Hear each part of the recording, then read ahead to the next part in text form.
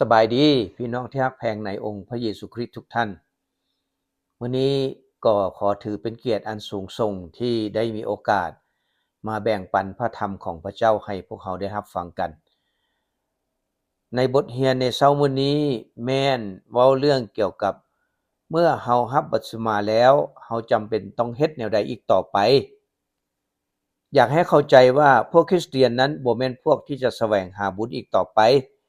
แต่เป็นพวกที่รักษาความรอดที่พระเจ้าทรงประทานให้ฟรีๆนั้นจนถึงวันสุดท้ายเพื่อเขาจะได้ไปรับเอารางวัลคือชีวิตอันตลอดไปเป็นนิจ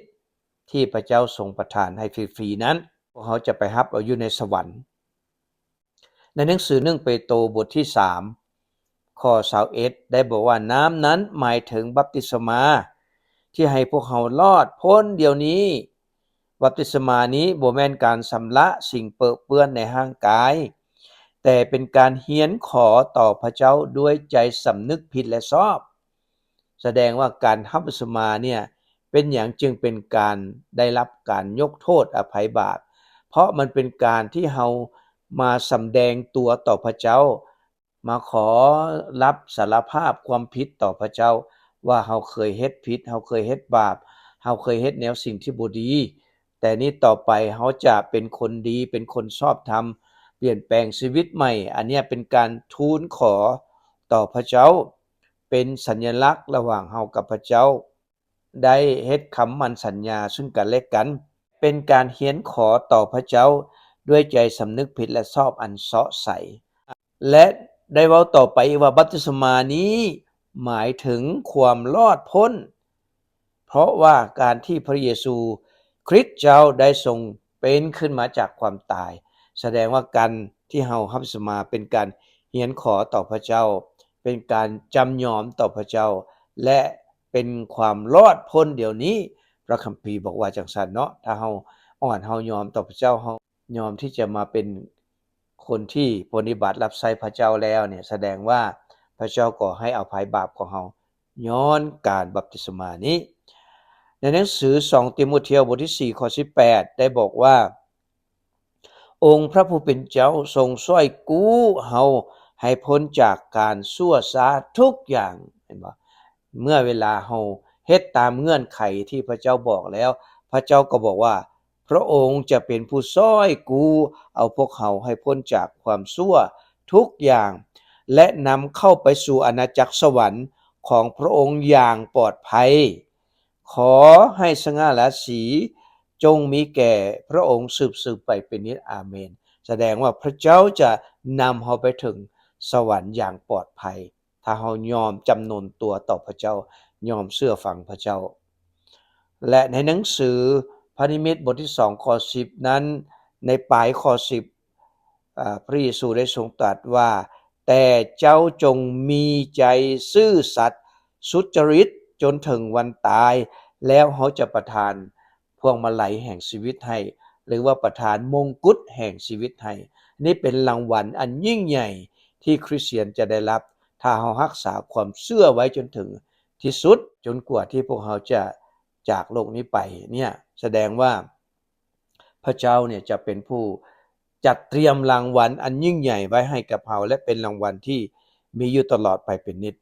บ่มีวันสิ้นสุดเนาะเพราะฉะนั้นประการที่1ที่พวกเราจะมาเรียนใน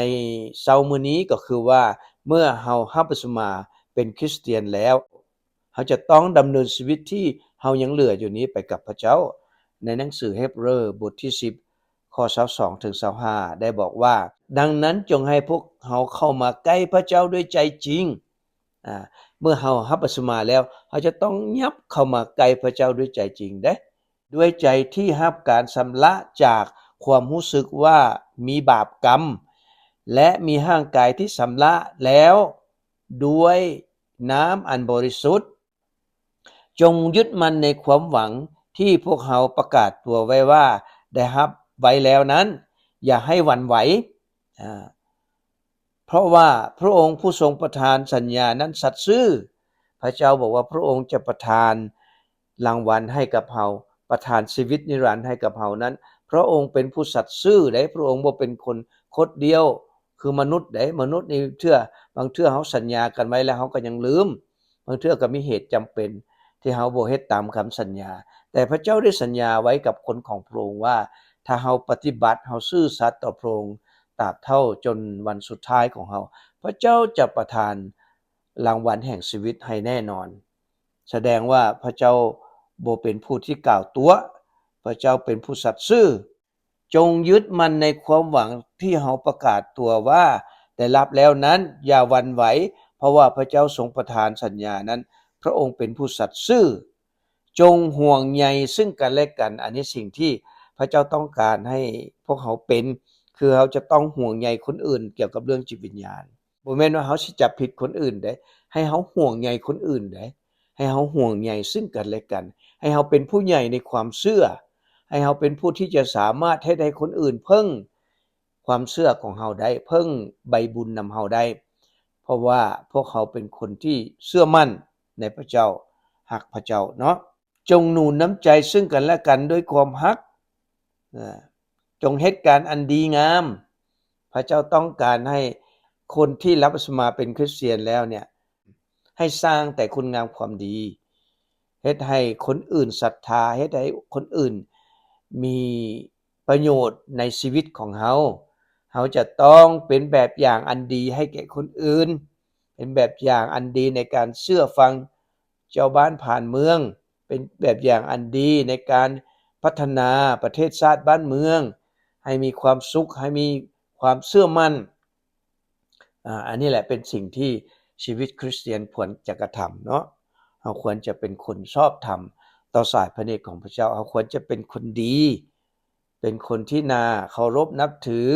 เป็นคนสัตย์ซื่อคนที่สร้างผลประโยชน์ให้แก่คนอื่นที่อยู่ใกล้ชิดกับเราสร้างผลประโยชน์ให้แก่ประเทศชาติบ้านเมืองหรือว่าสังคมที่เราอยู่ให้เป็นสังคมที่น่าอยู่น่าอาศัยย้อนว่าเราประพฤติตัวดีเรามีพระเจ้าอยู่ในชีวิตอยู่ในจิตใจเราจะได้สำแดงพระเจ้าให้คนในโลกนี้ได้เห็นว่าเราเป็นคนของพระเจ้า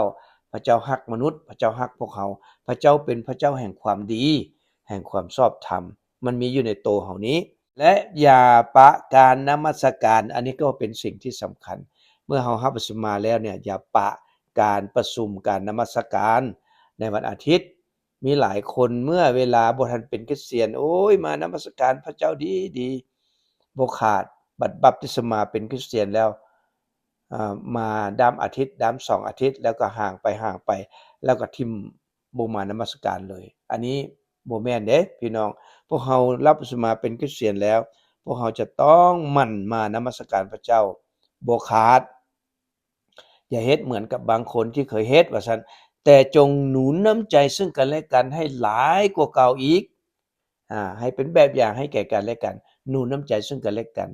ให้มีความรักความมั่นคงในพระเจ้าเพราะพวกเจ้าก็รู้อยู่แล้วว่าวันนั้นก็ใกล้เข้ามาแล้ว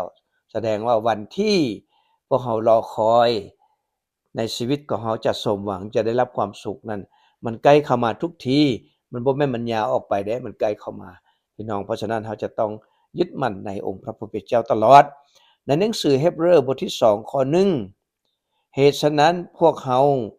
จำต้องให้ความสนใจหลายยิ่งขึ้นหลังจากบัพติศมาเป็นคริสเตียนแล้วเราต้องสนใจในพระเจ้าหลายยิ่งขึ้นสนใจในพระคำของพระเจ้าสนใจในการศึกษาเรียนรู้พระคำของพระเจ้าสนใจในชีวิตที่จะเป็นตัวอย่างอันดีให้แก่สังคมหลายขึ้นเราจะต้องเป็นคนสนใจหลายขึ้นซึ่งพวกเราได้ยินได้ฟังเพื่อว่าพวกเขาจะบ่ได้ถูกล่อลวงให้หลงไปนี่แหละถ้าเราสนใจในเรื่องของพระเจ้าให้หลายขึ้นเขาก็จะบ่ถูกล่อลวงหลายคนที่มาเป็นคริสเตียนแล้วกระตือรือร้นในพระเจ้าและตอนสุดท้ายไปก็ค่อยๆย่านไปละทิมพระเจ้าไปอันนั้นหมายถึงคนที่บ่สนใจเอาจริงเอาจังกับพระคำของพระเจ้านะเพราะฉะนั้นสรุปแล้วว่าเมื่อเรารับบัพติศมาเป็นคริสเตียนแล้วเราจะต้องเข้าใกล้พระเจ้าด้วยความบริสุทธิ์ใจและจะต้องมีความรู้สึกว่าตัวเองได้รับการชำระความบาปให้สะอาดแล้วต้องมีความรู้สึกแบบนั้นต้องดีใจอยู่เสมอและ ยึดมั่นในความหวังให้มันคงเพราะว่าพระเจ้าทรงสัญญาว่าพระเจ้าจะประทานของดีให้แก่เราทั้งหลายและจะต้องเป็นแบบอย่างในความฮักในความเชื่อในความดีเพื่อเป็นการปลุกใจซึ่งกันและกันสำหรับคนอื่นให้เข้มแข็งขึ้นในพระเจ้าและบ่ขาดการนมัสการพระเจ้านอกจากเรื่องที่จำเป็นสุดวิสัยเนาะการเจ็บไข้ได้ป่วยหรือเดินทางไกลจังซี่หรือมีธุระจำเป็นจังซี่เฮาอันนั้นพระเจ้ารู้ว่าพวกเราจำเป็นแต่ให้เราเป็นแบบอย่างเพื่อเป็นการหนุนน้ำใจซึ่งกันและกันให้เจริญขึ้นในพระคุณและความรักของพระเจ้า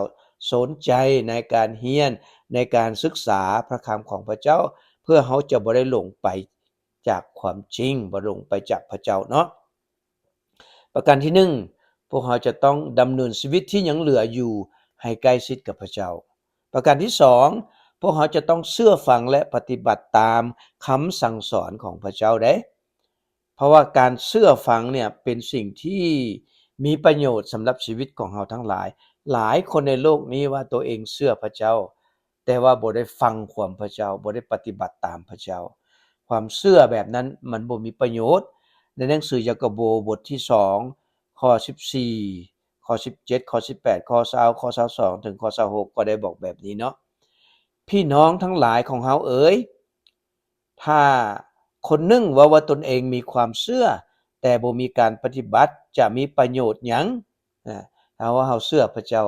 แต่ว่าเฮาบ่ได้ปฏิบัติพระเจ้ามันก็บ่มีประโยชน์ความเชื่อแบบนั้นจะเฮ็ดให้เราพ้นได้บ่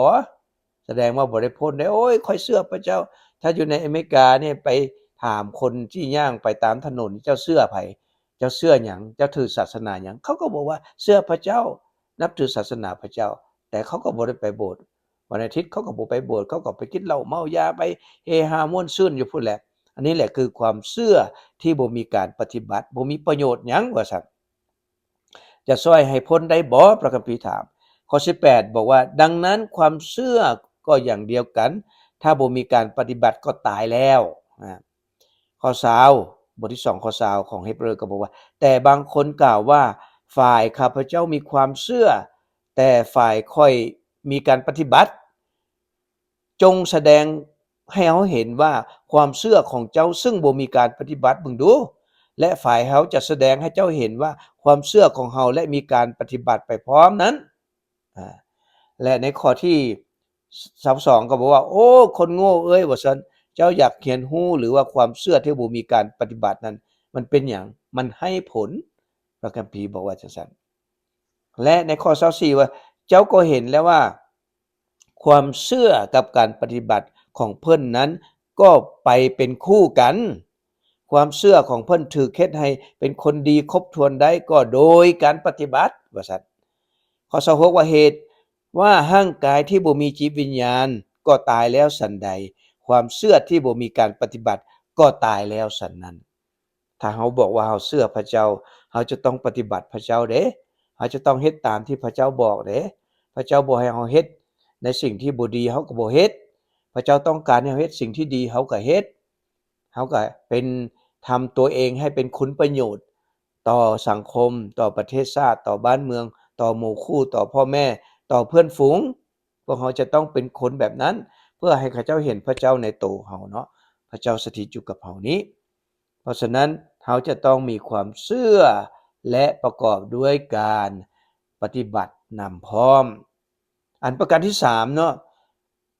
ซื่อสัตย์มั่นคงต่อพระเจ้าบ่หวั่นไหวนะเราจะต้องมีความซื่อสัตย์มั่นคงต่อพระเจ้าบ่หวั่นไหวได้คาลาเตียบทที่6ข้อ7ถึง8ว่าอย่าเข้าใจผิดพวกเจ้าจะหลอกลวงพระเจ้าลิ้นบ่ได้เพราะว่าผู้ใดหว่านพืชอันใดลงผู้นั้นก็จะได้เก็บเกี่ยวสิ่งนั้นแม่นและถ้าเฮาหว่านพืชอันใดลงเฮาก็ได้เก็บเกี่ยวสิ่งนั้นชีวิตของเฮานี่เฮาหว่านหยังลงไปเฮาหว่านทั้งฝ่ายจิตวิญญาณบ่หรือเฮาหว่านตั้งแต่เนื้อหนังเพราะว่าพระคัมภีร์ได้บอกว่าผู้ใดก็ตามที่หว่านสันดานมนุษย์ก็จะได้เก็บเกี่ยวความเปื่อยเน่าเป็นตัณหานั้นแต่ผู้หว่านฝ่ายจิตวิญญาณก็จะได้เก็บเกี่ยวชีวิตอันตลอดไปเป็นนิจเพราะว่าร่างกายของเฮานี่มันเป็นของชั่วคราวแต่จิตวิญญาณของเฮานั้นมันเป็นของ ชั่วนิรันดรบ่มีวันสิ้นสุดเพราะฉะนั้นเฮาสิหวานตั้งแต่ของที่มีฝ่ายเนื้อหนังนี่หรือเฮาจะหวานแต่ว่าให้มีอยู่มีกินมีความสุขสบายในโลกนี้ก็พอตายแล้วสิเป็นหยังก็สร้างมันหรือถ้าเฮาหวานแต่สิ่งนี้เฮาจะได้เก็บเกี่ยวความเปื่อยเน่าเด้พระเจ้าว่าแต่ถ้าเฮาหวานฝ่ายจิตวิญญาณเด้ล่ะจิตวิญญาณเฮาจะไปภายหน้าเด้หลังจากเฮาจากโลกนี้ไปเฮาต้องไปใช้ชีวิตฝ่ายจิตวิญญาณเด้เฮาสิบ่หวานมันได้บ่ฝ่ายจิตวิญญาณน่ะการหวานจิตวิญญาณก็คือการเอาใจใส่ในการปฏิบัติพระเจ้านั่นแหละเพราะฉะนั้นเฮาจึงจะสามารถที่จะได้เก็บเกี่ยวผลทางฝ่ายวิญญาณผลทางฝ่ายวิญญาณคือหยังคือชีวิตอันตลอดไปเป็นนิจและความสุขตลอดไปอันนี้คือสิ่งที่เฮาหวานทางฝ่ายจิตวิญญาณเพราะฉะนั้นเฮาหลอกลวงพระเจ้าบ่ได้มนุษย์เฮามี2กายกายเนื้อหนังกับกายวิญญาณถ้ากายเนื้อหนังใช้การบ่ได้วิญญาณก็ต้องออกไปและกายเนื้อหนังนั้นเป็นของชั่วคราวเพราะเป็นของที่ตาเห็นกายวิญญาณนั้นเป็นของชีวิตอันตลอดไปเป็นนิจเป็นของที่ตาบ่เห็นเพราะฉะนั้นเฮาจะบ่หวานทางฝ่ายจิตวิญญาณหลายกว่าหรือเฮาจะบ่ปฏิบัติประพฤติให้ทางวิญญาณของเฮาได้รับความสุขหลายกว่าหรือในหนังสือ1โครินโธบทที่15ข้อ58ก็ได้บอกว่าดังนี้แหละพี่น้องที่รักของเฮาเอ๋ยเจ้าทั้งหลายจงตั้งมั่นคงอยู่อย่าหวั่นไหวจงปฏิบัติงานขององค์พระผู้เป็นเจ้าให้บริบูรณ์ทุกเวลาด้วยรู้ว่าองค์พระผู้เป็นเจ้านั้นการของเจ้าจะให้ประโยชน์ก็หาบ่ได้แสดงว่าการที่เฮาปฏิบัติกับพระเจ้านี่การช่วยเหลืองานของพระเจ้าการช่วยเหลือพี่น้องในกิจการงานของพระเจ้าอยู่ในคริสตจักรจะเป็นการสอนเด็กน้อยจะเป็นการนำเพลงจะเป็นการเทศนาจะเป็นเฮ็ดหยังก็แล้วแต่แหละพี่น้องเป็นตัวอย่างอันดีให้แก่คนอื่นในการปฏิบัติพระเจ้าอันนี้พระเจ้าบอกว่าการงานที่ท่านเฮ็ดกับพระเจ้านั้นจะบ่ให้ประโยชน์คำว่าบ่ให้ประโยชน์แสดงว่ามีผลตอบแทนคือคนไปบอกให้เฮาไปเฮ็ดเวียกอยู่บ้านเนี่ยไปทำความสะอาดให้ค่อยแหน่อยู่เรือนค่อยนี่ค่อยบ่ให้เจ้าเฮ็ดละลาดอกแสดงว่าจะต้องมีเนียตอบแทนเนี่ยพระเจ้าคือกันพระเจ้าบอกว่าการงานที่เฮาเฮ็ดกับพระเจ้านั้นจะบ่ให้ประโยชน์และการงานนี้พระเจ้าจะตอบแทนคือชีวิตอันตลอดไปเป็นนิจในสวรรค์พู้นแล้วเพราะฉะนั้นเมื่อเฮาบัพติศมาแล้วเฮาจำเป็นจะต้องมีความมั่นคงซื่อสัตย์บ่หวั่นไหวต่อพระเจ้าทำงานให้พระเจ้ารับใช้พระเจ้าเนาะเพื่อเฮาจะได้รับผลตอบแทนและประการที่4บ่ยอมเป็นทาสของบาปอีกต่อไปเมื่อเฮารับบัพติศมาเป็นคริสเตียนแล้วอย่ายอมเป็นทาสของความบาปอีกต่อไปแต่กลับมาเป็นทาสของพระเจ้าเพราะการเป็นทาสของความบาปนั้นคือความหายนะความตายแต่การเป็นทาสของพระเจ้านั้นคือได้รับรางวัลชีวิตอันตลอดไปเป็นนิจเฮาอยากเป็นทาสของไผในหนังสือโรมบทที่6ข้อ22-23บอกว่าบัดนี้พวกเจ้าได้เป็นอิสระจากความบาปแล้วเมื่อเฮารับบัพติศมาแล้วเนี่ยเฮาเป็นอิสระจากความบาปแล้วเฮามีสิทธิ์มีเสรีภาพในชีวิตของเฮาแล้วเฮาบ่จำเป็นต้องไปเป็นทาสของมันอีกของเหล้าของยาของสิ่งเสพติดของความชั่วร้ายของการโกหกการหลอกลวงการต้มการตุนสิ่งต่างๆเหล่านี้มันเป็นแผนการของความบาปแผนการของพญามารเพราะฉะนั้นเฮาจะบ่กลับไปเป็นทาสมันอีกแล้วเพราะเฮาพ้นจากการเป็นทาสของมันแล้วคือให้เฮาเข้าใจว่าการเป็นทาสของความบาปนั้นผลตอบแทนก็คือความพินาศชิบหายคือการเฮาถูกชำระให้บริสุทธิ์และผลสุดท้ายเฮาก็จะได้ชีวิตอันตลอดไปเป็นนิจนี่คือการเป็นทาสของพระเจ้าโดยว่าค่าจ้างของความผิดบาปก็คือความตายแต่ของประทานของพระเจ้านั้นคือชีวิตอันตลอดไปเป็นนิจเฮาสิเอาอันใดล่ะเอาความตายความชิบหายหรือสิเอาชีวิตมีความสุขตลอดไปถ้าเฮาอยากเอามีความสุขตลอดไปมีชีวิตที่มีความสุขตลอดไปเฮาก็ต้องเอาการเป็นทาสของพระเจ้าเฮาบ่ต้องกลับไปเป็นทาสของมารเฮาจะต้องกลับไปเป็นทาสของความชอบธรรมเฮาบ่กลับไปเป็นทาสของความบาปอีก1โครินโธบทที่6ข้อ19-20ก็บอกว่าพวกเจ้าบ่ฮู้หรือว่าร่างกายของพวกเจ้านั้นเป็นวิหารของพระเจ้าแล้วได้บาดนี้ เมื่อเรารับบัพติศมาเข้ามาในคริสตจักรมาเป็นคริสเตียนแล้วเนี่ยร่างกายของเราเนี่ยเป็นวิหารของพระเจ้าภาษาอังกฤษใช้คำว่า Temple of God แสดงว่าเป็นวัดของพระเจ้านี่ร่างกายของเราเป็นวัดของพระเจ้าวัดจะต้องเป็นวัดที่บริสุทธิ์ถ้าเป็นวิหารก็เป็นที่อยู่ของพระเจ้ามีใครใดอยากจะไปอยู่บ้านที่มีแต่เน่ามีแต่เหม็นมีแต่สิ่งที่บ่ดีบ่มีไผอยากไปอยู่เด้พระเจ้าเป็นผู้สะอาดบริสุทธิ์พระองค์ต้องการร่างกายของเราให้สะอาดบริสุทธิ์พระองค์จึงมาอยู่นำเราจะต้องถวายร่างกายของเราเนี่ยให้เป็นที่อาศัยอันสะอาดอันบริสุทธิ์ของพระเจ้าเป็นคนชอบธรรมบ่เฮ็ดบาปอีกต่อไปนี่แหละคือสิ่งที่เราเป็นวิหารของพระเจ้าและซึ่งพวกเจ้าได้รับจากพระเจ้าเจ้าทั้งหลายบ่ได้เป็นเจ้าของกายของเจ้าเองแล้วเพราะว่าพระเจ้าได้ทรงซื้อเจ้าทั้งหลายด้วยราคาสูงนะพระเจ้าได้ซื้อเฮามาแล้วเด้บาดนี้หลังจากที่เฮารับบัพติศมาเป็นคริสเตียนแล้วแสดงว่าพระเจ้าได้ซื้อเฮาแล้วเอาสิ่งที่มีราคาแพงที่สุดซื้อเอาเฮาไม่หยังเป็นของราคาแพงเดี๋ยวต่อไปเฮาสิฮู้ว่าแม่นหยังที่พระเจ้าเอาซื้อเฮาฉะนั้นจงถวายเกียรติยศแก่พระเจ้าด้วยร่างกายของตนเฮาจะเอาร่างกายของเฮาเนี่ยเด้ถวายเกียรติยศแก่พระเจ้าถ้าสมมุติว่าเฮาจะเอาดอกไม้มาใส่แจกันเพื่อเอาไปตั้งไว้โต๊ะหรือว่าเอาไปโชว์ให้มันงดงามเนี่ยเฮาจะต้องเลือกเอาดอกไม้ชนิดใดเฮาต้องเอาดอกไม้ที่มันเหี่ยวแล้วบ่หรือว่าดอกไม้ที่มันกำลังเบ่งบานงดงามเพราะฉะนั้นเขาจะต้องปรับปรุงเนื้อหนังร่างกายของเขานี้ให้เป็นคนที่งดงามสวยงามสำหรับคนอื่นสำหรับพี่น้องสำหรับเพื่อนฝูงสำหรับประเทศชาติบ้านเมืองและสำหรับพระเจ้าด้วยเป็นการถวายเกียรติยศแก่พระเจ้าด้วยร่างกายของเราเพราะว่าในข้อนั้นว่าเจ้าทั้งหลายบ่ได้เป็นเจ้าของกายของเจ้าเองเพราะพระเจ้าได้ทรงซื้อพวกเจ้ามาด้วยราคาสูงฉะนั้นจงถวายเกียรติยศแก่พระเจ้าด้วยร่างกายของตนคริสเตียนก็คือผู้ที่หนีจากการเป็นทาสของความบาปเข้ามาสู่การเป็นทาสของพระเจ้าเพื่อจะได้รับชีวิตอันตลอดไปเป็นนิจเพราะว่าค่าจ้างของความบาปก็คือความตายความหายนะแตกต่างกับของประทานของพระเจ้าของประทานของพระเจ้านั้นก็คือชีวิตอันตลอดไปเป็นนิจเป็นชีวิตที่มีความสดสวยงดงามเป็นชีวิตที่มั่งมีสีสุขเป็นชีวิตที่อยู่ชั่วนิรันดรบ่มีการเจ็บไข้ได้ป่วยเหมือนชีวิตที่เรามีอยู่ในโลกนี้พระเจ้าซื้อเอาพวกเรามาด้วยราคาแพงมหาศาล1โครินธ์บทที่6ข้อ20บอกว่าพระเจ้าได้ทรงซื้อพวกเจ้ามาด้วยราคาสูงฉะนั้นจงถวายเกียรติยศแก่พระเจ้าด้วยร่างกายของตนพระเจ้าเอาโลหิตของพระเยซูราคาสูงที่สุดซื้อเอาพวกเขาราคาสูงกว่าเพชรนิลกินยาก